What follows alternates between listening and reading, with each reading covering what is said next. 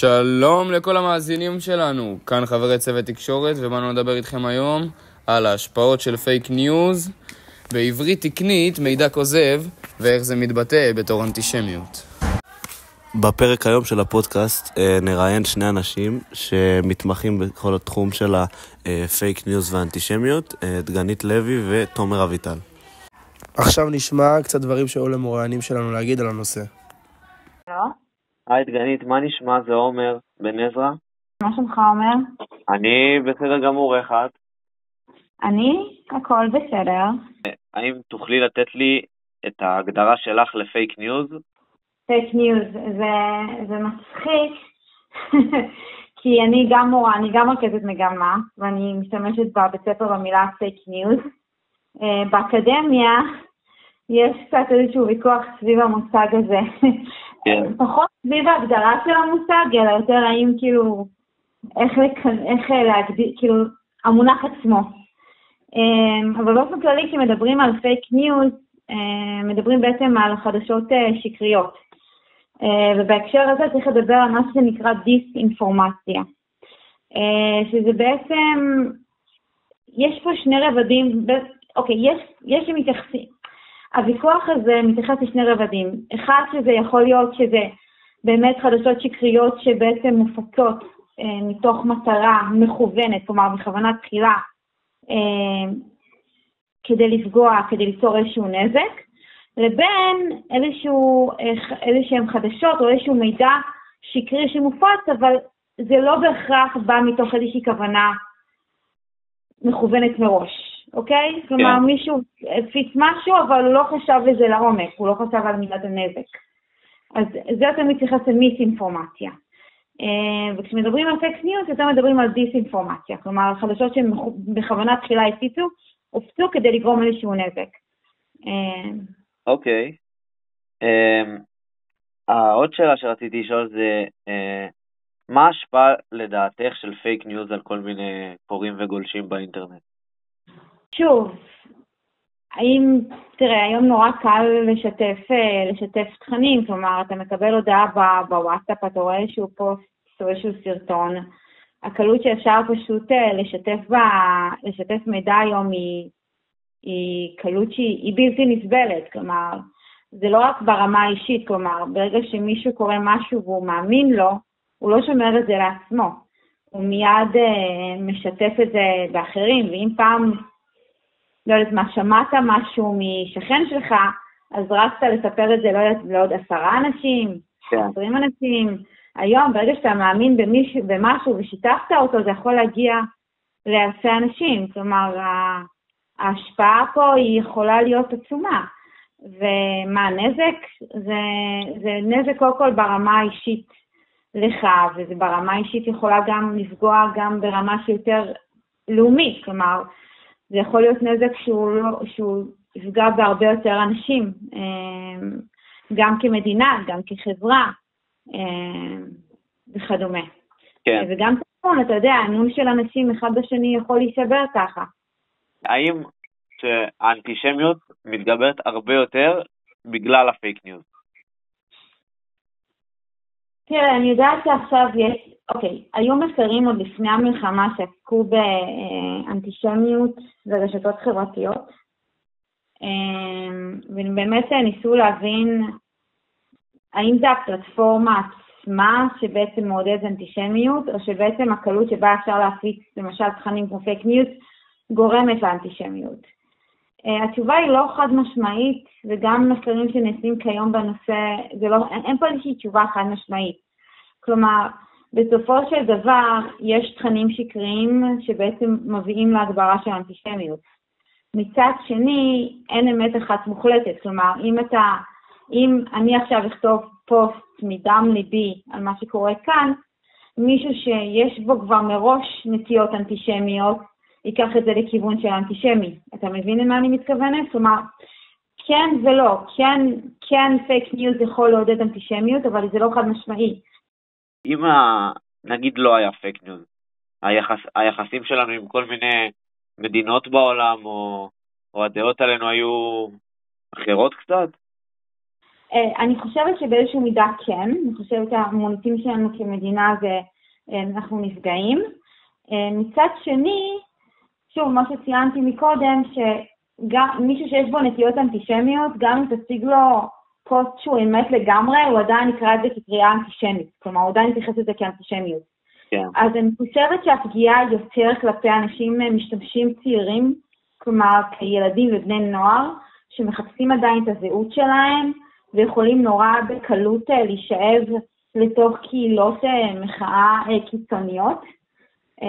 כלומר, אם אני עכשיו בתור נערה, וזה לא אני אומרת, זה מחקרים אומרים, שבעצם אני מחפשת את הזהות שלי, לא יודעת מי אני, לנסות להבין וללמוד על העולם, אני נתקלת בכל מיני פוסטים שהם פייק ניוז על ישראל, אז אני יכולה מאוד מאוד בקלות להיגרר לשנאת ישראל.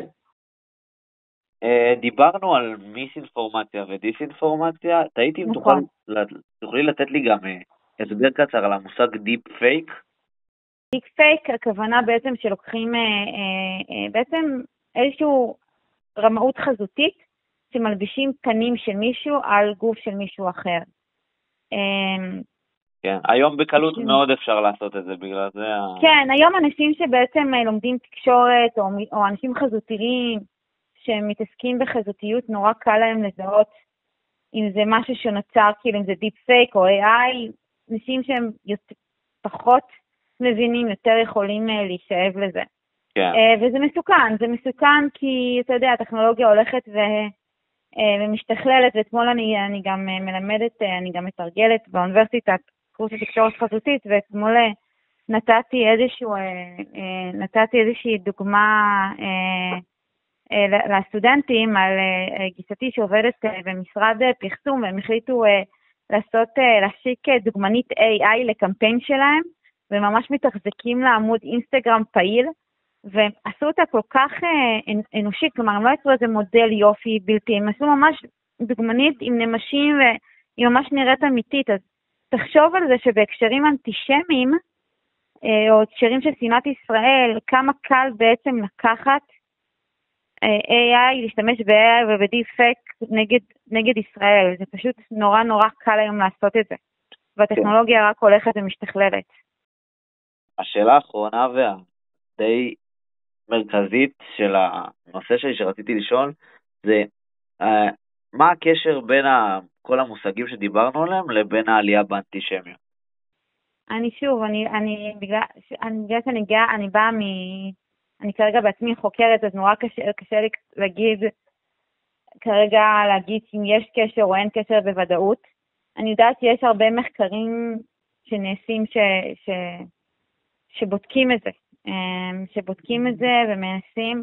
לדעתי האישית, אני חושבת ששוב, בייחוד כאשר אם מדברים על פלטפורמה כמו טיק-טוק, שבאמת צעירים משתמשים בה הרבה, אז אני בטוחה שכן יש איזשהו קשר, כלומר, יש קשר, כי זו פלטפורמה שקל מאוד להפיץ בה שנאה, ושנאה בדרך כלל נוצרת גם על ידי שימוש בחדשות כזב.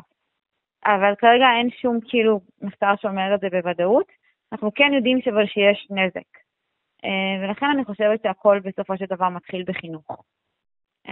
זה הכל.